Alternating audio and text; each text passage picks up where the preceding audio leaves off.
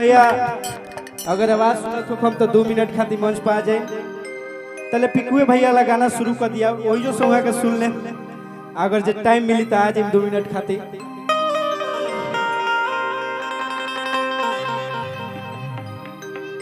आदरणीय हमारे बड़े भाई बबुआ भुवन कवि जी वो गाना लिखा नहीं हमारे पिकू भैया खातिर।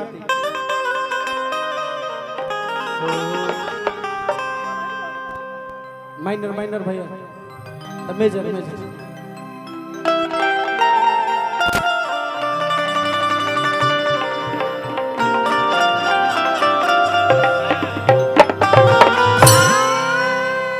अरे की जनता के सेवा करी है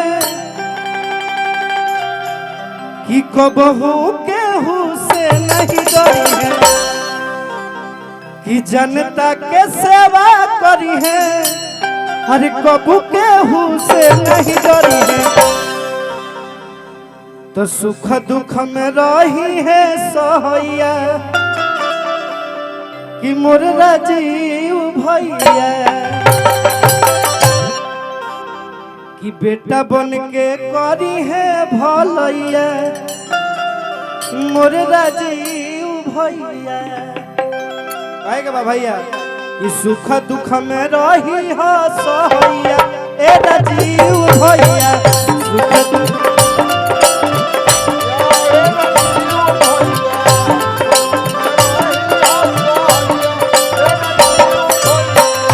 जनता के सेवा करी है कबो केहू से नहीं डरी है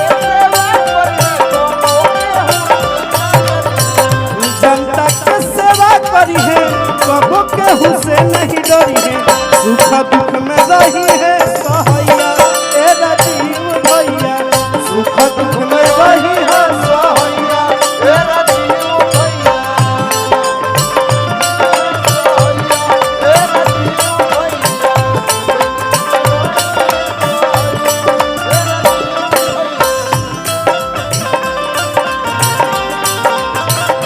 ओ हो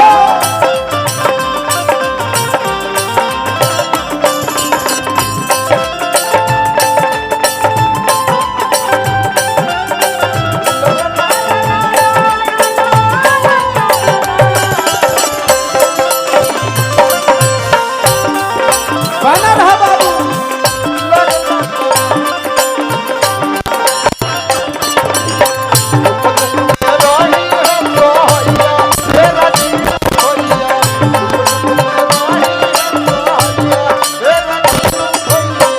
अब की 2025 में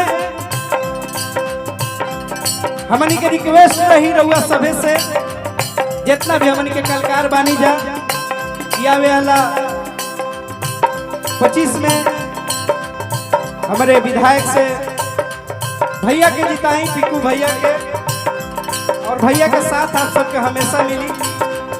भैया खातिर 2 लाइन आउ रही सब कर सपोर्ट मिली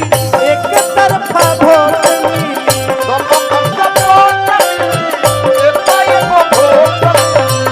सब कर सपोर्ट मिली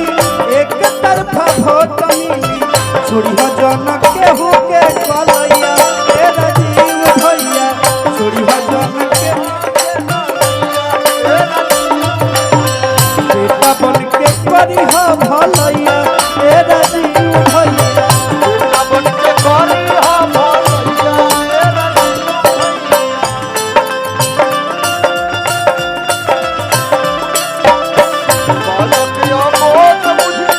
गलती भुला जा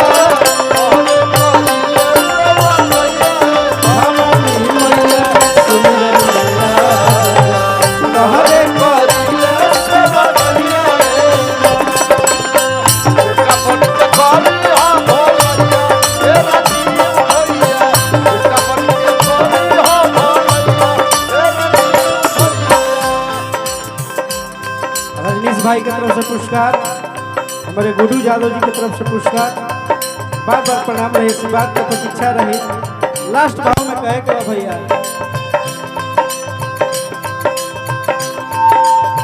खुश जे समाज होई तहरा सिरे ताज होई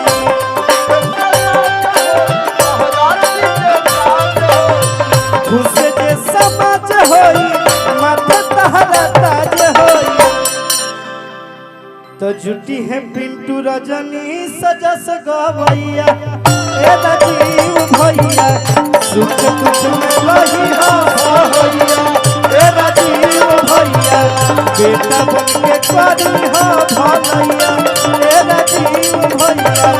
सुख दुख में लही हो भैया ए राजीव भैया सुख दुख में लही हो ए राजीव भैया बेटा बन के करी हो भैया ए राजीव भैया। हेलो, एक अति एक सूचना मैं देख रहा हूं मंच के सामने से कि जितने भी बाइक वाले भाई हैं और 4 व्हीलर वाले, अगर आपको जगह नहीं है तो गाड़ी